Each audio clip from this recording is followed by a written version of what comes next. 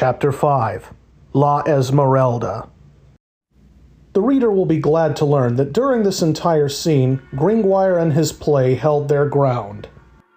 Urged on by him, his actors had not stopped delivering their speeches, and he had not stopped listening to them. He had decided to defy the uproar to the end, never giving up hope for a return of the audience's attention. This glimmer of hope became brighter when he saw Quasimodo, Coppenole, and the tumultuous procession leaving the hall. "Good," he said to himself. "Now we're rid of those troublemakers." Unfortunately, however, all those troublemakers were his audience. The great hall was suddenly empty. To tell the truth, there were still a few spectators left behind. Some scattered singly.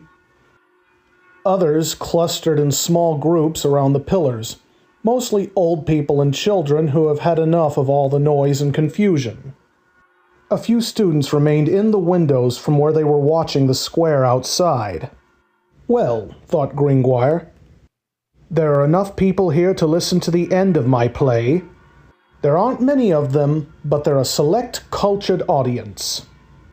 Suddenly, one of the students in the window began to shout, "La Esmeralda! La Esmeralda!"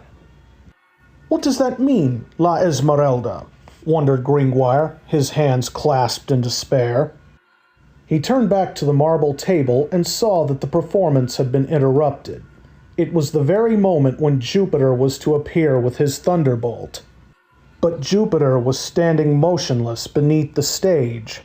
"Michael Gaborne! What are you doing there? Get up on stage!" "I can't," said Jupiter. "Some student just took the ladder away." Gringoire looked. It was only too true. All communication with the stage was cut off.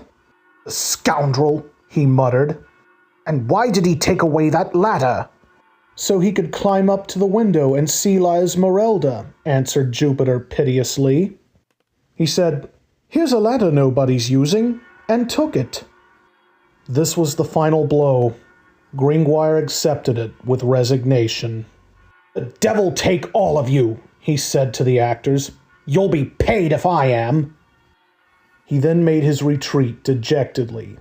But he waited to be the last one to leave, like a general who has fought valiantly. As he was going down the winding staircase of the palace, he muttered to himself, "What a pack of idiots these Parisians are!